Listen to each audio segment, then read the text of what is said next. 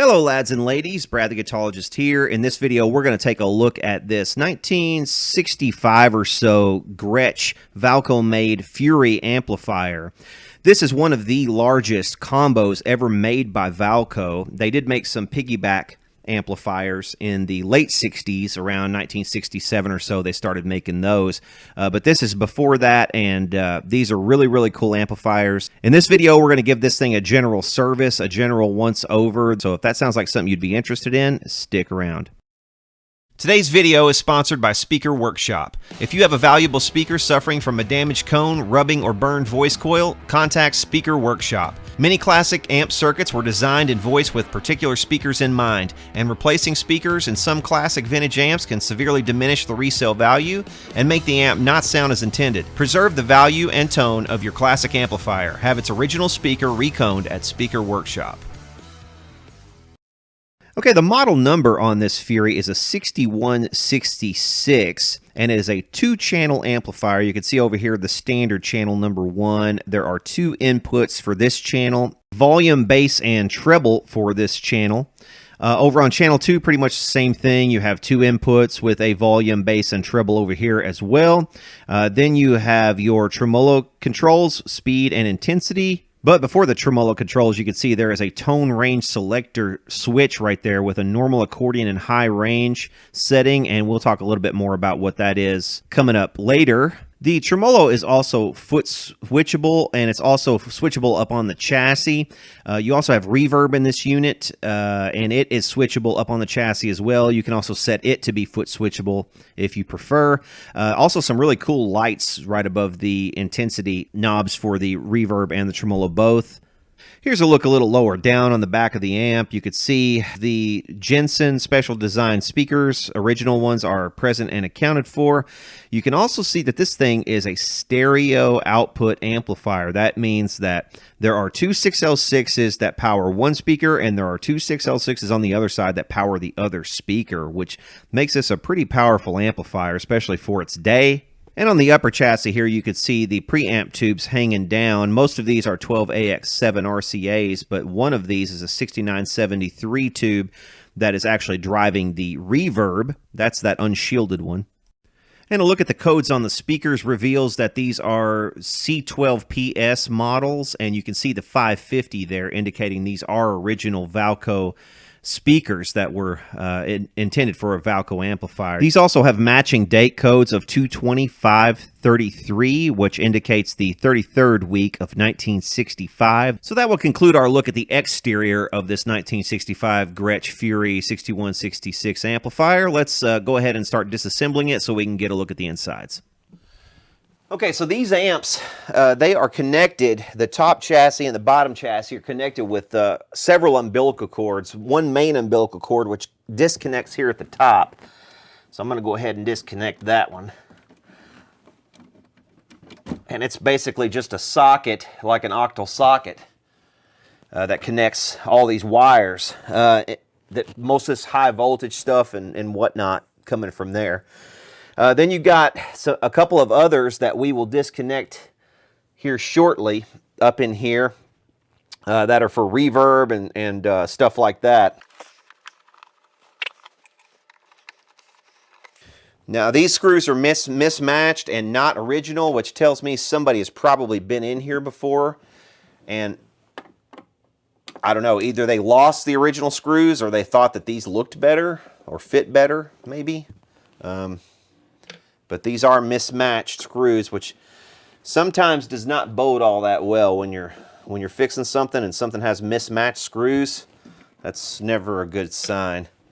It's usually a sign that somebody has been inside of something and more times than not janked it up as well. That's been my experience.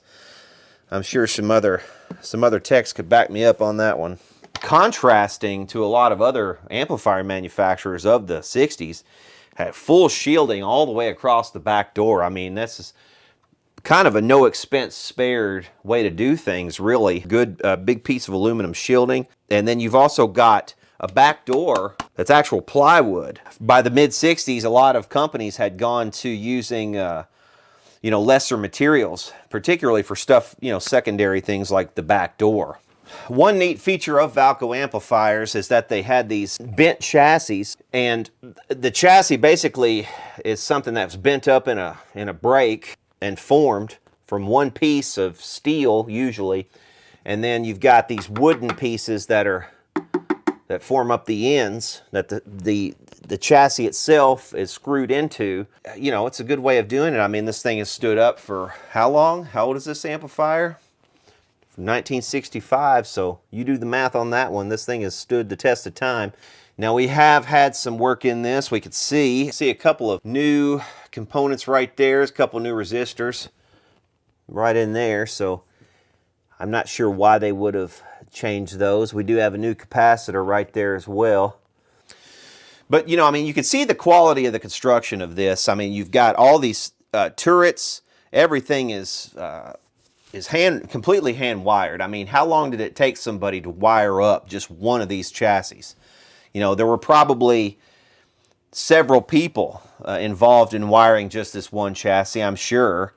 You had probably stations where people sat all day. You had one person that would wire up one turret strip, and then you had another person who would wire up another terminal strip, and then another terminal strip. So you probably had, you know, several stations where these people would sit, and they would look at a spec sheet and they would wire up just one terminal strip just all day. Like, this is mine, I'm wiring up, doing this one, and just they'd pump out maybe, you know, 100 of these in one day, just this one terminal strip, one guy, you know, and then you had another guy at this station, another guy at this station. You know, that had to be how they did this. So a lot of work goes into something like this. This is the collective work of, you know, maybe if you have the idea that one guy did this strip, another guy did this strip, then you got 1, 2, 3, 4, 5, 6, 7, 8, 9, 10, 11, 12, 13, maybe 14. Another person putting them in this, and another person probably putting the knobs in and the switches, finishing it up. You know, you might have 15, you might have 20 people working on just this one chassis. And then you've got down here, you got a whole nother chassis that somebody had to set and put together, not to mention building the cabinet and Tolexing the cabinet. And, you know, there's a lot that goes into something like this, and just a lot of work, way beyond what is put into an amplifier today when you've got just PCBs. So on that note, if we look at the catalogs from 1965, we can see here the 6166 Fury was rated at 70 watts of undistorted power, according to the catalog. And also this thing was $450, which would equate to today, if we plug that into the inflation calculator, a whopping $3,700. And think of all the amplifiers you could buy for $3,700. I mean, top-of-the-line boutique amplifiers sometimes don't even cost that much. So a very expensive proposition to outfit yourself with one of these back in 1965. But definitely an heirloom type of amp. I mean, this is something that's going to last this guy the rest of his life. And once we get it completely serviced, he might not ever have to service it again the rest of his life. It's already got a 3-prong cord on it, but it looks like maybe there's some tape here on the end, so I'm not sure what's up with that. But it looks like we're going to have to replace that cord anyway. We've got to take the depth capacitor out, which is that little guy right there for sure. All the brown caps, that's all these little standard 0.1 microfarad caps that you see every now and then. There's one there, here. I'm going to shotgun all of those, replace all the electrolytics. This one, there was one there that was already replaced. We'll make sure that that value is correct. I'm also going to check these resistors here and make sure that they're correct to the schematic that somebody put in there. And I'm not sure where they hid the reverb tank. I think the reverb tank is probably behind up in here. Let's see, what else? Yeah, that's basically it, man. We're going to do a stem to stern, full electronics restoration on this thing.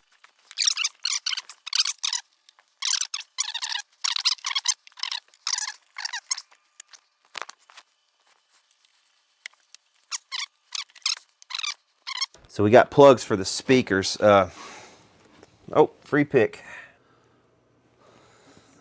Just inspecting the speakers. I don't see any holes in the cone or anything like that on the speakers. So they look okay cosmetically. At least I don't see anything, like I said. I still do not see that reverb tank. I don't think this one has a reverb tank. Unless it's hidden somewhere I can't see it. Oh, there is a reverb tank down there. This has got a reverb tank under here, and it looks like it might be an Accutronics reverb tank. I was looking for one of the typical cardboard Gibbs reverb tanks, I think is what they were. But this one has a bigger reverb tank. I'm not sure if that's original or not, but that would be the first time I've ever seen a Valco with reverb that had a longer tank like that, like an Accutronics style reverb tank. These speakers, these just have these little plugs on them that plug into the chassis on each side. The polarity is actually set once one of these pins is larger than the other, so you can't get the polarity backwards when you plug it back in. So that makes it really, convenient to disassemble. Back here you've got that'll be the reverb transformer right back there on the back. But yeah, you can see what I mean. We've got a couple of plugs that we still need to unplug here, and they've got them marked with a single line and then a double line here, so you can't get them backwards when you plug those back in. So we'll go ahead and undo those. We'll undo the leads running down to the reverb, and go ahead and pull this upper chassis and get that upper chassis on the bench.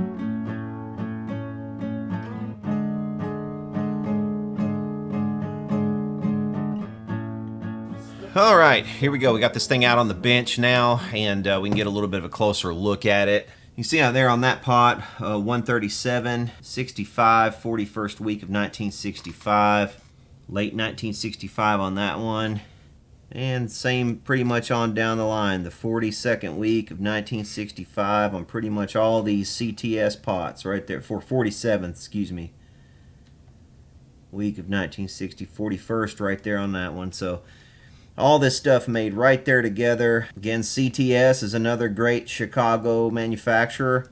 So all this stuff is Chicago, Chicago, Chicago on down the line. 65. All original pots, all original switches, pretty much everything in this top chassis is original. I wonder what the tubes are like. I wonder if they're original or not. Let's check them out. See, that first one is an RCA 12AX7. This one here, that's an RCA. That's an RCA 12AX7. So I would bet the farm that those are also original tubes to this amplifier. The 6973 right there, which are getting fairly scarce. They reproduce these, but the old ones are getting fairly scarce. Working ones at least. Let's see, we got another RCA right there. That's a 12AX7. And another one right there, another RCA 12AX7. So a complete complement of RCA 12AX7 original preamp tubes, which is pretty much exactly what you love to see in an amp like this. I mean, you go out and buy an amp sometimes, and yeah, you know, the price looks comparable to other amps that you could buy from the same year, you know, same manufacturer. It's the same amp essentially, except the problem is somebody's already gone through it and they've taken out all the RCA tubes and they've stuck in some JJs and then they slapped it back up on reverb. So basically, it's a way of parting things out and making more money out of something. You know, these old RCAs are worth some money now, and if you didn't buy an amp like this with a complete complement of the original tubes, you know, you're kind of getting screwed in a way. Okay, so game plan here on this top chassis, we're just going to go through this and we're going to service the things that I know for a fact need servicing. We're not going to do any modifications on this amp. This is going to be something that we are going to be very sympathetic to the original.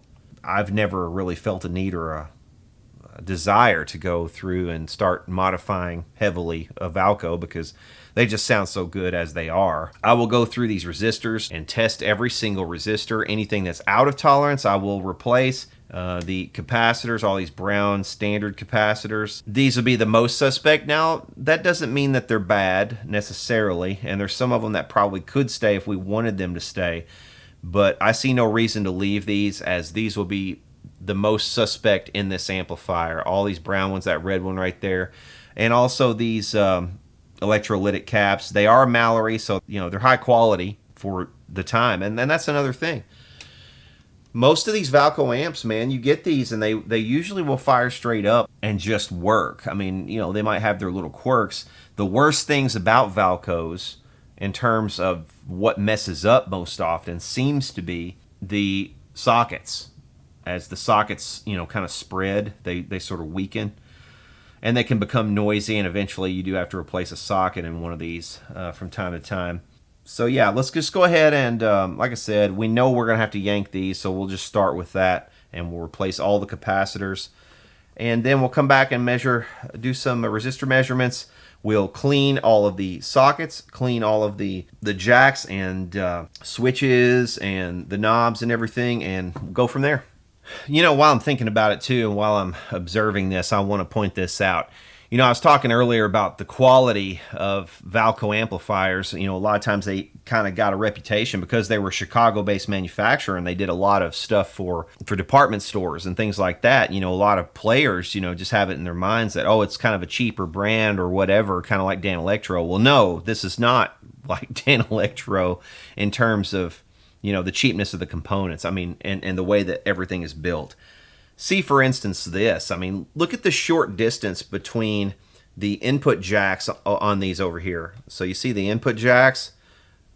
The wire only has to go from here to here, but they have used shielded wire just to go that distance, from right there to right there. To me, that just screams attention to detail, and it really screams, they were trying to keep these things quiet. And I mean, you can just even follow it out further than that. It looks like, they go from here to here, and then when it picks up the signal from here, it goes through a resistor to this point, and then they continue on with shielded wire all the way up. You see that blue mark on that shielded wire right there, and then it continues on up all the way to the socket. So, not only did they use it for that run, but they go ahead and pick it up and use it all the way to the socket there, which is just, you don't see that a lot. In cheaper manufacturers, you definitely don't see that.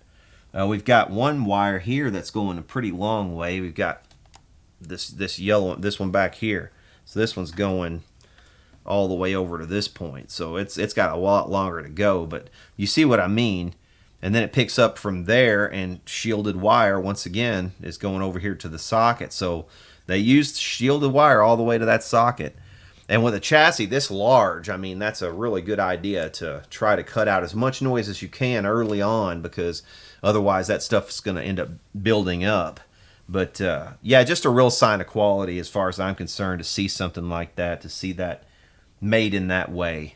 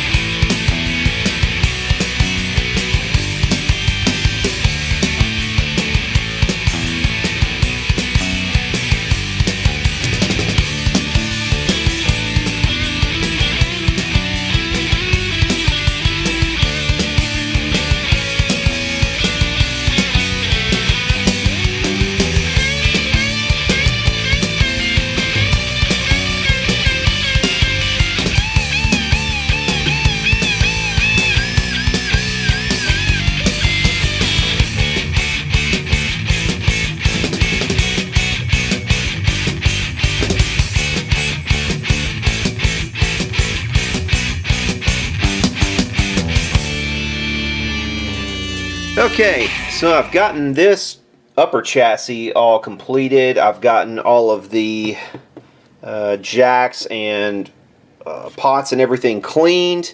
I've changed out every capacitor that is suspect up here. Left all the ceramic capacitors because those don't fail nearly as often as the other style capacitors.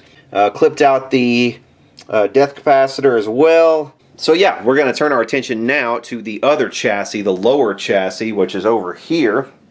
So once again, we have two different sets of tubes, and they all seem to be, well, no, maybe not. They're not mismatched, but they are different sets of tubes. We've got groove tube pair on this side, and we've got a JJ pair on this side. And that's not necessarily a bad thing because this thing is stereo anyway, so it's not. They don't have to be matched, all four of them. But, oh yeah, so we've got all new capacitors under here. Somebody has been in this chassis already and changed all the capacitors, so that's good news. So really, probably all I'm going to have to do on this chassis is just test everything. Make sure all these capacitors are good, that there's no leakages or anything like that.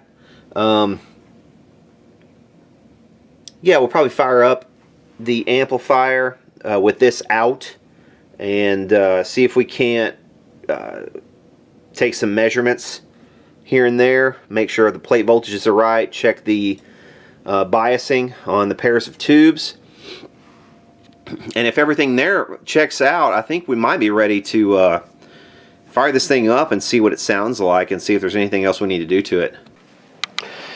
Okay, this is going to be some rough video, but I've gotten the amp back together, and I've started the process of plugging it in to the Variac to dial it up, and right now you can see we're at about 90 volts, and for some reason it is not wanting to. Why is it not focused, damn it?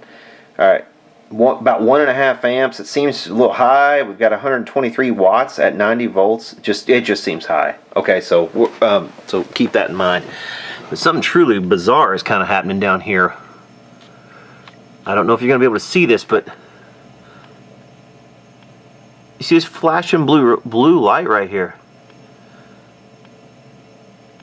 Something is occurring inside of that tube, and it's corresponding with a tick.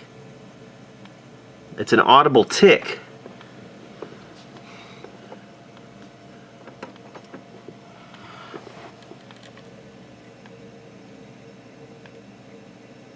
I'm really getting the distinct smell as well that you get from tubes that are just too hot, just running too hot. And you know the smell when you smell it when you're an amp tech. It has a very distinctive smell about it. But that is something I've never seen. I've never seen anything like this where I can actually see a light emanating from inside the tube. Now it's staying on. Look at that. Boom, boom, boom. What the hell? I wonder if the trim on this adjusts the output bias. And maybe that's what's causing that. But that is odd right there, man. I've never seen anything like that. If you're an amp tech and you've seen something similar to that, I'd love to hear about it in the comments. That's a new one on me. I've never seen anything like that. As a matter of fact, let's try to adjust the tremolo, the intensity. I'd have to look at the schematic and see if this is affecting the output, but let's see.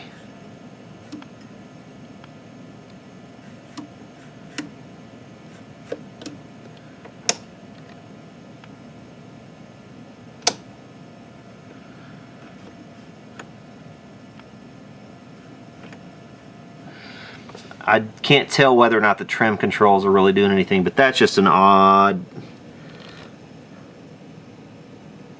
That is strange. That is truly strange. Okay, like I said, rough video, but I had to try to capture that because that's just something that's very odd, and it's coming with a tick. And when I dial this thing up beyond this, it kind of gets worse, or at least it did a moment ago. I was kind of doing just some preliminary tests with this because I'd just gotten all this back together. And the problem is you can't really fit this whole amp up on the bench. It's just too large. And also the bottom chassis has too many things that plug into it from both the top chassis and also the speakers, of course. So it's just kind of, and then you've got the reverb tank underneath that you have to plug in before you put the speakers on. So it's kind of a pain in the butt to really have everything out at the same time. So yeah, I mean, we're gonna have to do something, because I mean, like I said, if I dial this up, I'm gonna dial it up some more and see if I can't.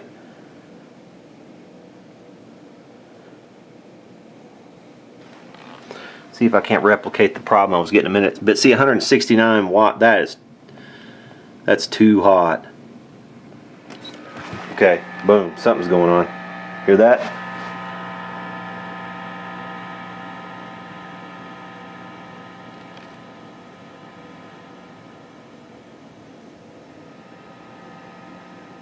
Something's kicking in right there, and it's, I mean, it's spiking on the wattage. So it's just something's running too hot for sure. Something's not right.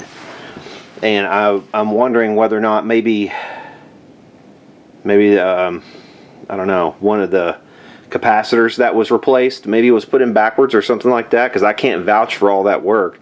Okay, I have the power section up for this Gretsch amplifier up on the bench now, and we've got some problems. That clicking sound that I was showing a little bit earlier, it's pretty apparent what the problem is, and I'm wondering if you guys could spot it. I'm just going to give you a second or two. I won't say anything really. Can you spot the problem or problems?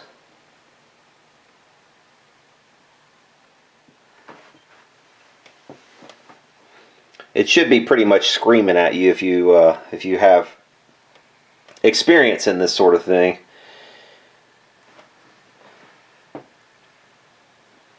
But I will go ahead and tell you, it's look at this.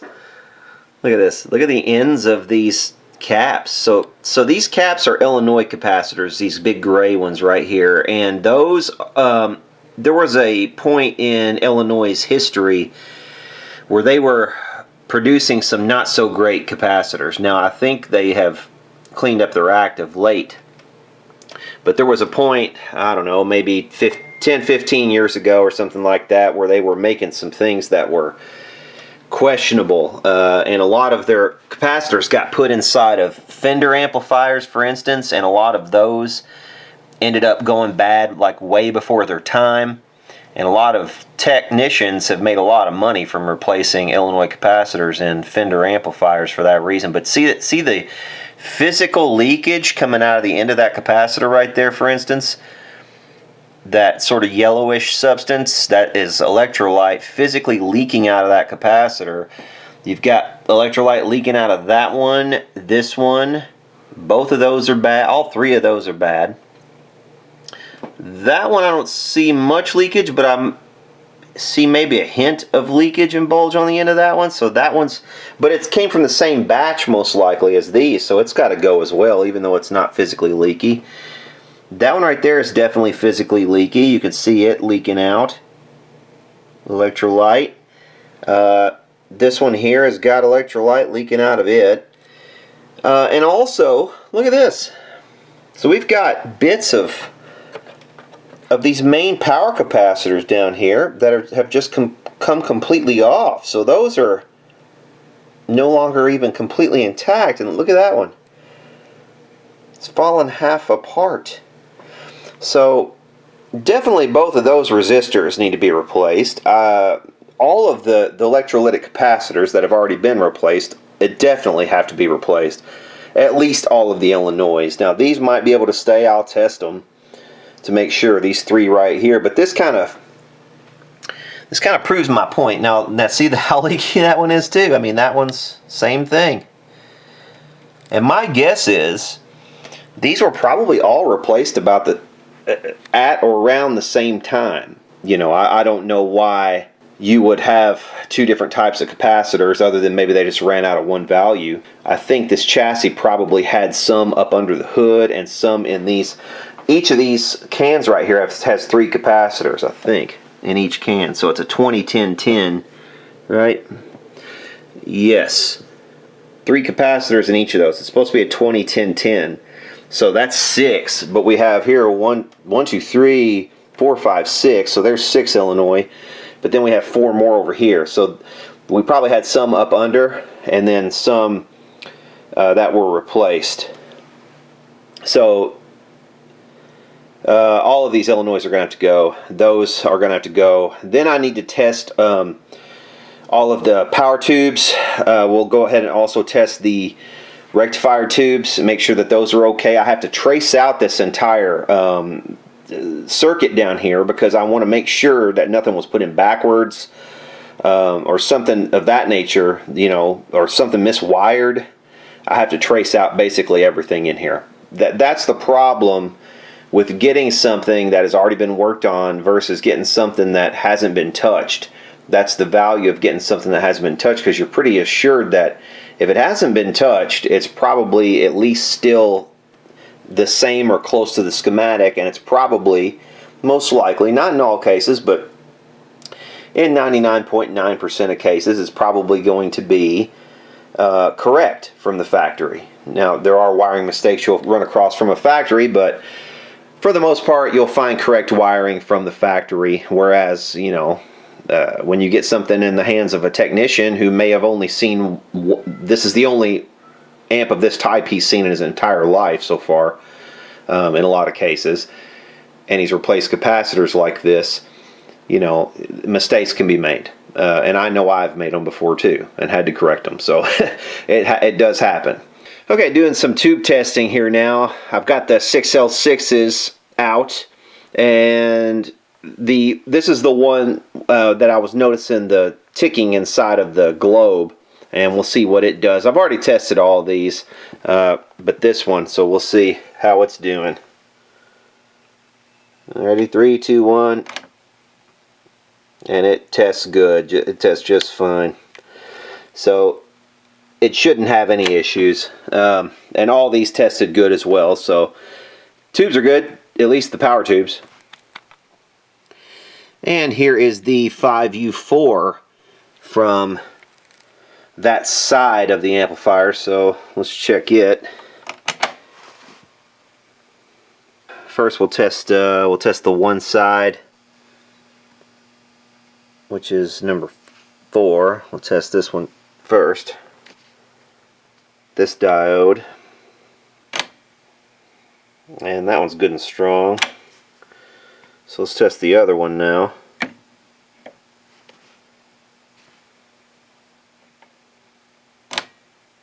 And that one's pegging the meter as well. That's a good strong 5U4. Okay, one thing is kind of suspicious with this 5U4 though. As soon as I put it in, I want to show you something.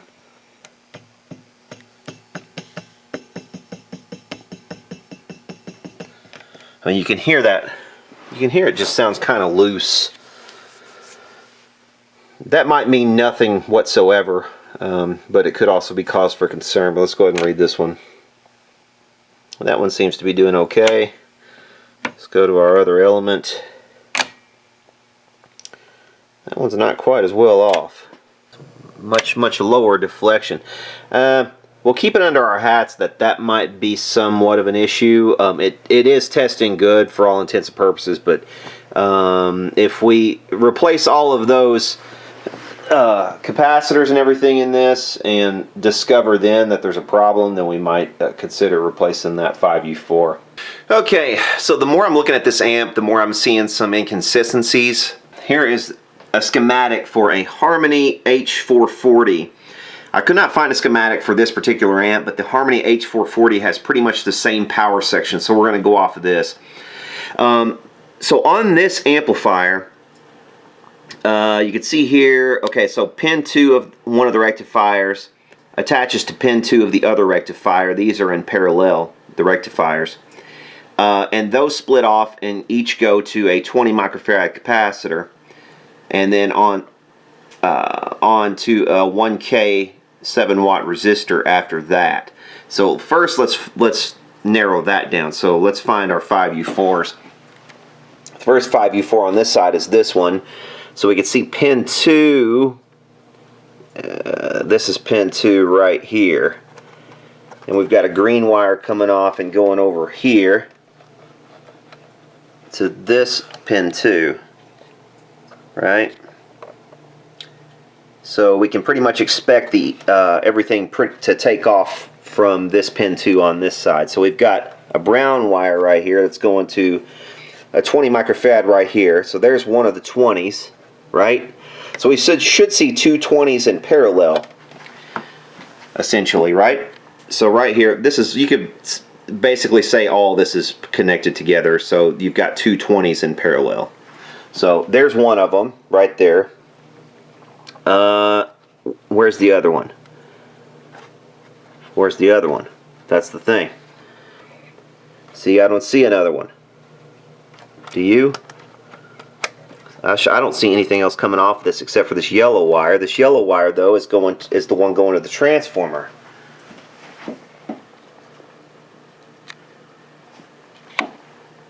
That's this connection right here, the yellow wire to the transformer. See, but somebody screwed up. They've got one 20 microfarad, and then after that, there should be also connected a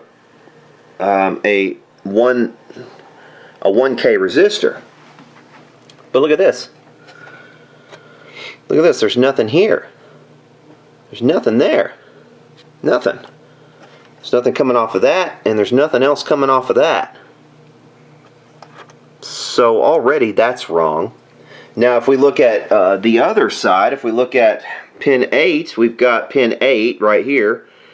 So it should be connected to the transformer as well. It should be the other side of this connection winding, right? So we have a winding here. So it should be the other side of that one. Now we could check that one real quick, and I'll do that in just a minute by putting a meter on this side and see if we get continuity between these two through that winding. And we should. So we've got 8 connected to that winding, and then we've got it connected to here to the other 8 pin, and then it goes up, goes to there, the center taps of the output transformers. So it'll go to both center taps. So let's see on pin 8. So here's pin 8 on this one. Okay, so we've got this pin right here. Here's this brown wire going to this point right here. And then that's just tying onto this red wire. That's all that's doing. The red wire is going to one of the output transformers. So we've got a yellow wire here coming from the power transformer, which we should have, and then we've got a green wire right here connecting back over here to this pin 8. We've got a red wire here going here. That is a no connection on that terminal, but it's connecting up to this wire. So it's got both of the connections right to the output transformer, so those are right. So that connection to the output transformer and that one is correct. But what's this? What's this yellow wire right here? So we've got another 22 microfarad capacitor on this side. It's the wrong side. Then we've got this blue wire right here going to a 1K resistor after that, right? So at least that part's kind of, I mean, it's not correct. That's the problem. It's not correct. It's just wrong. Alright, so I've got most of these capacitors out, and I'm down to these resistors, and man, these things look terrible. Yeah, this thing definitely was wired wrong. I think the last person who wired this put the wiring back in properly, and that was probably the root cause of a lot of these problems. But look at that. That thing just disintegrated. That's what's left of it. But look at this. It's just falling apart.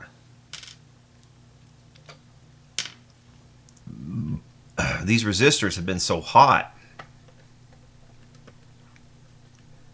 They just completely disintegrated. They've got so much. Look at that.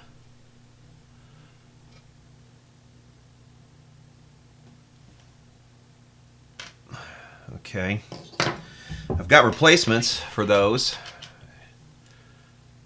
And we'll stick those in there, but man, that is something else. So I'm going to go ahead and remove this one as well. This other brand, these 47s, I will test these to see if they're all right. They should be fine. They look fine. Physically, they look hell of a lot better than these. Look at this.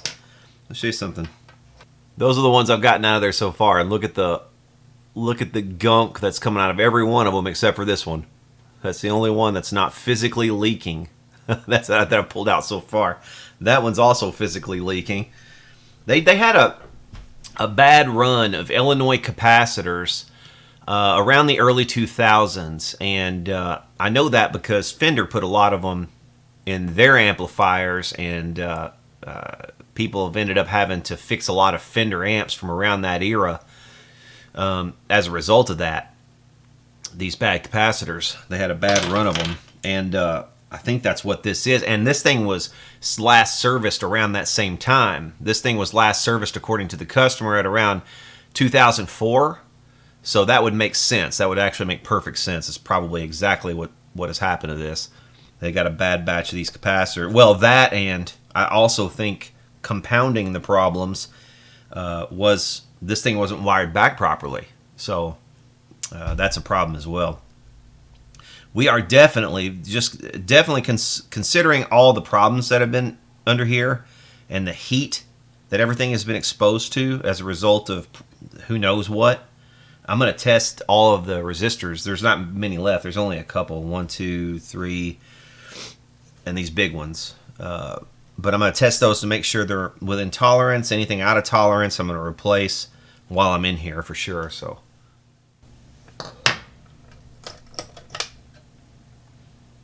And there once again, see that? Just terrible looking caps. Look at that shit. It's unbelievable. I don't think I've ever seen an amp that had capacitors in it that were this new with as many of them that were that bad.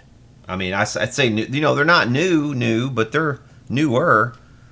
You would have expected those to last, you know. I mean, they're American caps. You would have expected them to last.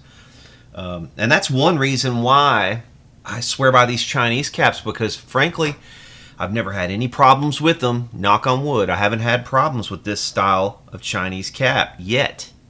I have nothing against F&T caps. I put F&Ts in a lot of stuff, and I have nothing against spray except for they're expensive. They're on the high side. But these, for the price, man, I've had really good luck with this style of capacitor that I've gotten from usually from Antique Electronics Supply, and it looks to me like these have stood up, whereas these other ones did not. So, and I think they were put in at the same time, because this guy said that's the last time it had been serviced. He had the caps changed, I think, in 2004, right after he bought it. So this would have been done at the same time. So these have held up, and the American-made Illinois did not. So, you know, go figure. Okay, so I'm testing some of these resistors in here, and check this out. I've got a resistor here that is completely open, and I'm not sure what that one is supposed to go to, but it's somewhere in the power supply, or at least that's how the guy had it hooked up, was somewhere in the power supply. But that damn thing that's completely open now. And then I've got another one right here that's also in the power supply. That's open, and this looks like a dropping resistor. Yeah, this is absolute. That's open. This thing has got some problems. The rest of these test okay, or within tolerance, but I've got two open resistors I've got to replace, and I've got to figure out what this one even goes to at all, and well, this one too. But this is a mess. I mean, whoever worked on this before, I'm not sure if it's his fault, or if, I don't know if it was like this from the factory. I mean, there's an outside chance that I guess it was. Possibly, but man, they would have had to really screwed up at the factory to put it in the state that it was in. So we're gonna we're gonna, well, it'll be right when we give it back. Put it that way. Okay, here we are with this thing finally recapped, this bottom chassis, and it was a pretty big job, much bigger than I anticipated when I first got into this. You could see I've pretty much rearranged just about everything. I changed the values of some of the nodes. For instance, right here on the first node, I've got 247s in parallel, and that's going to be for a total of about a little less than 100 microfarad. And then down a little bit downstream, I've done sort of the same thing. This was a 2010. I've just made it a 20 and a 20. And just laid out everything just much more logically, I guess you could say. There are the two big resistors that I replaced down there. Here's another resistor that was, again, open, so I don't see how this thing was operating at all with that occurring. And then I had over here, there was another resistor. This one was completely open as well. I replaced it. Measured all these bigger resistors. They all measure within spec. This capacitor over here was a giant 47 microfarad at 450 volts, and it's just a bypass capacitor for the output. So I replaced it with a smaller capacitor because you don't see much voltage there anyway, or much wattage there anyway for dissipation. So you don't need all that 450 volts handling. So anyway, there's what it looks like after all is said and done. Like I said, it was really a lot more work than I had anticipated getting into. When I first opened this thing up, I actually anticipated, well, this is going to be an easy job because all these capacitors have been replaced. Boy, was I wrong. This thing is needed a lot, and here are the capacitors that I pulled out of it. We're going to test a few of them just for giggles here. Here's the first one up, and again, all of these are leaking actual electrolyte out of the end of the thing. So, but let's test them and see what sort of readings we come up with on some of these. You see, right? Okay, 38 picofarads on this one, 29 microfarad, 4 ohms ESR. I mean, so I mean, you know, again, that one probably would operate at lower voltages, but at high voltages, who knows? This one, again, look at that. I mean, just bulging, leaking, terrible state. Higher ESR on that one. Not surprised. There you go, whopping 33 picofarads.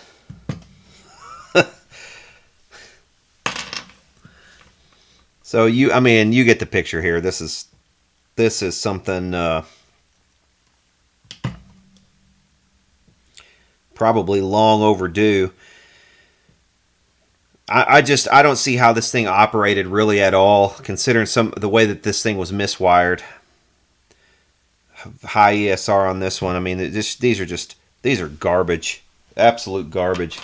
So here are the couple of Chinese ones that they had in here, and these actually, like I said, I have had good luck with this style of capacitor. Now, this, you know, basically just a generic Chinese produced cap, but in my experience, they have usually worked very well and held up very well. Now this one is dead on. That's practically a brand new cap. That one could be reused in something else.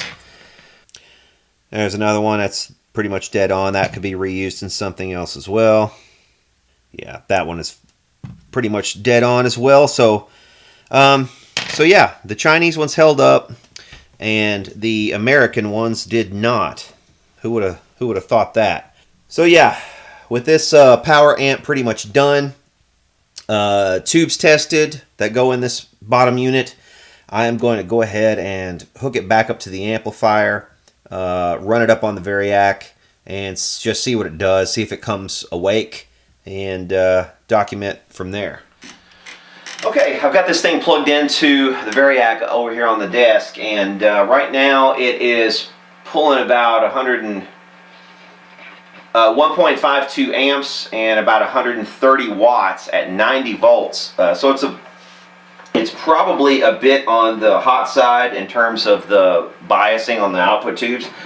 I'll address that shortly, but for now I just wanted to check out and see what it's doing or what it's not doing.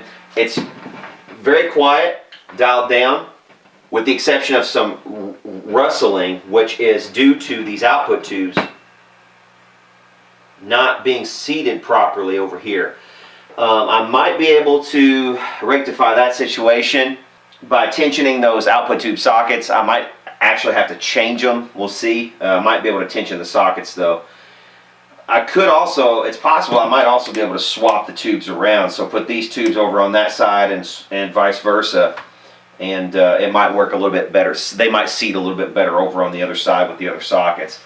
Because I think the pins on these JJs over here, that's on this side, are ever so slightly smaller than the other tubes on the other side, so they're not seating quite as well. I think they're good tubes. They tested good, but they're just not seating as well.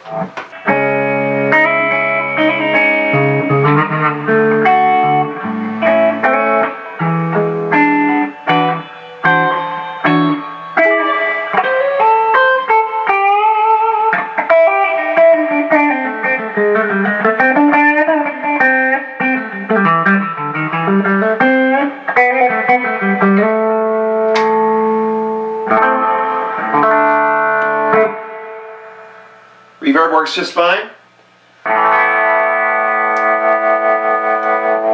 Trem works.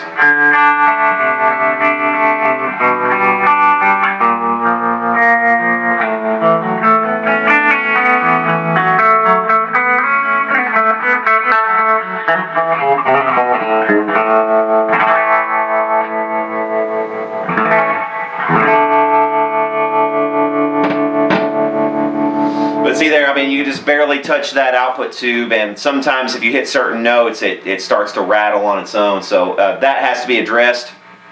But yeah, pretty much other than that, man, this thing is just about there. And here you'll see a little bit better what I'm talking about. You can hear the trem going.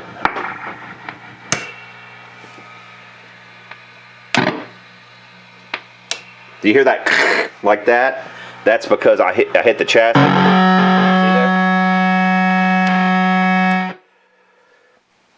See, that's what happens when it loses some connection, and you know that can't be good for some of the other components too. The output transformer is probably struggling a bit when that happens. So you know, definitely we're going to have to address that. So let's go ahead and we'll pull the tubes and then see what's going on with that.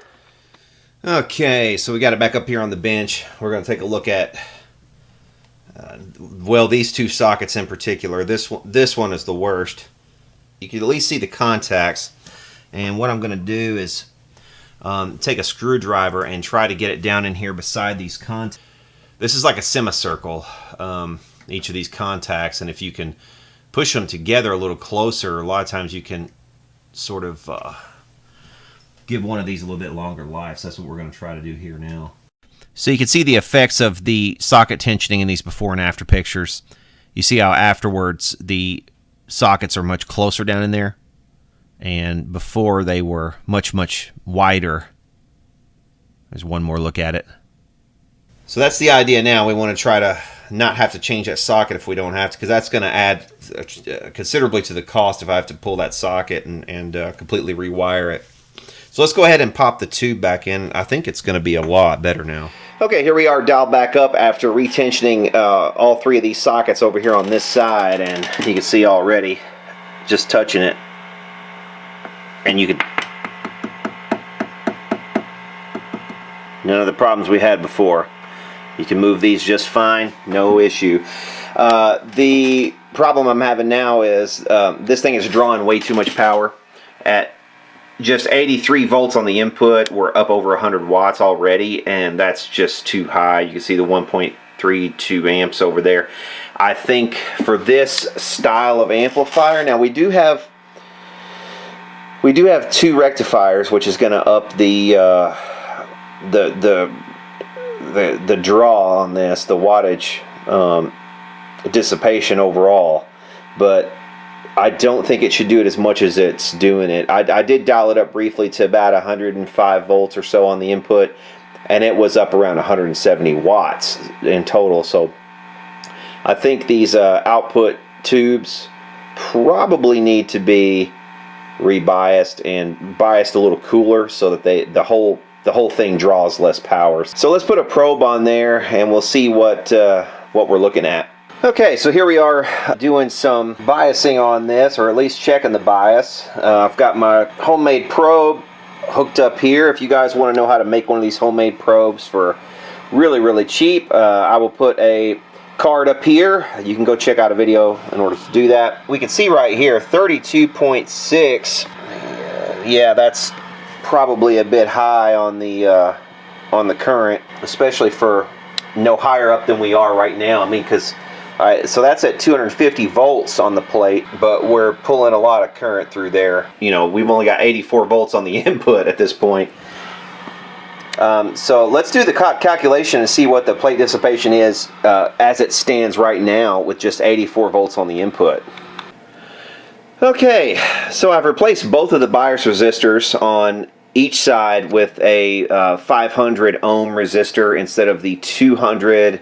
I think one side had a 200 and one side had a 220. And the reason for that is this thing is drawing just a lot of overall current. Now I know it's supposed to kind of draw a lot of current because it has a lot of tubes in it. You see 1.76 amps, 194 watts just sitting here at idle. And that's with everything dialed all the way up. But it's running very nicely where I have it right now. 428 on the plate voltage and 32.8 amps or 328 milliamps of current, and that's putting us right, you know, it's putting us about 15 watts or so of total plate dissipation for each tube. Now that's kind of on the cold side for a 6L6GC, but I think that's where I want to leave it, and the main reason is if we listen closely, this might be hard to tell, but I'm going to set the camera down here so you can hear. This speaker right here actually has a rubbing voice coil, unfortunately, and it probably has a lot to do with the fact that, you know, I mean, this is just a lot of power for one old, you know, Jensen to handle. So, you know, let me show you what I mean. Let's see if I can get it to do it.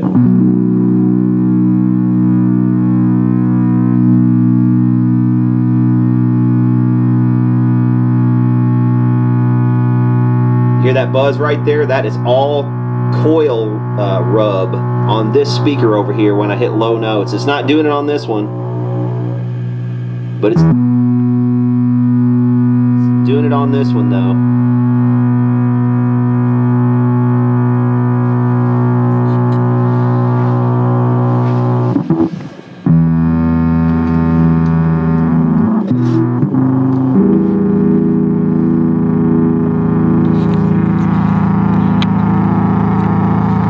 I'm sure you can hear that. And if I touch the cone,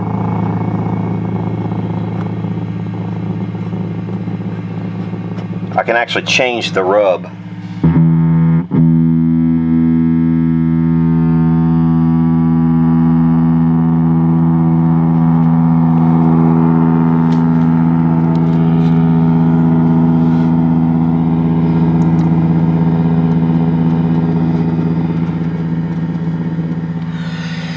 Just not very nice sounding, unfortunately. Okay, I'm going to attempt to show you what it sounds like when you have a speaker with a rubbing voice coil. And this is going to be a really good demonstration because we have one speaker that's perfectly fine, and then we have an exact same speaker, same model and everything, same year and all of that. So let's start out now with not a whole lot of low end, and as we kind of start dialing up low end on this, you'll be able to tell it a lot more.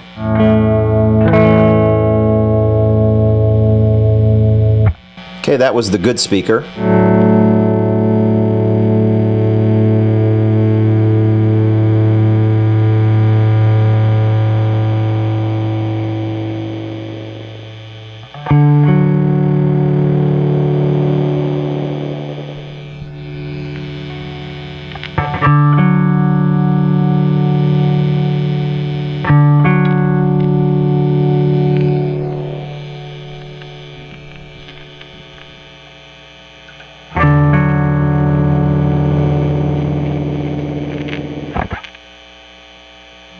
You can hear all that noise as the sound starts to fade away, and you really can tell it on this amplifier when you start dialing up the trim.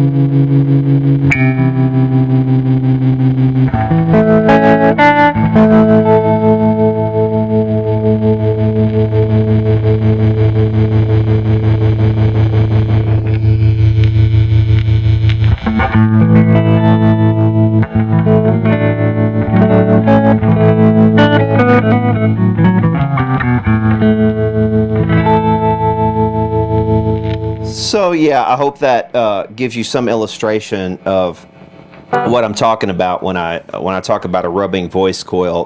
This one is definitely rubbing, whereas this one is perfectly fine. Luckily, I have just the guy to send this to get it back up and going.